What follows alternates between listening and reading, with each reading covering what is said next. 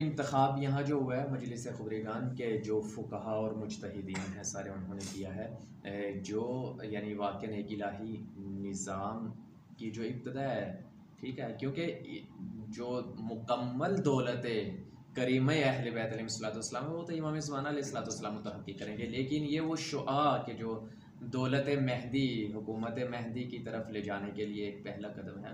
उसके लिए यानी ये जो फ़ुक़हा की कमेटी है, ये इंतख़ाब करके एक इलाही बिल्कुल, उसे ये सिस्टम खुशबा इलाही सिस्टम है, निज़ाम इलाही निज़ाम है। और रहबर इस जहत से कि इस इलाही निज़ाम के तहत इंतख़ाब किए गए नाइब आम हैं इमाम ज़माना के, और हम सब की ज़िम्मेदारी है। बिल्कुल जिस तरह रहबर मुअज़्ज़म आयतुल्लाह उल-उज़्मा सैयद अली ख़ामनी साहब की इताअत किया करते थे, उनको अपनी आँखों पर रखा करते थे, उनके अहकाम फ़रमानी को बिल्कुल एज़ इट इज़, ऐसे ही हमने नए मुंतख़ब अच्छा, रहबर एक और नया की इताअत करनी है।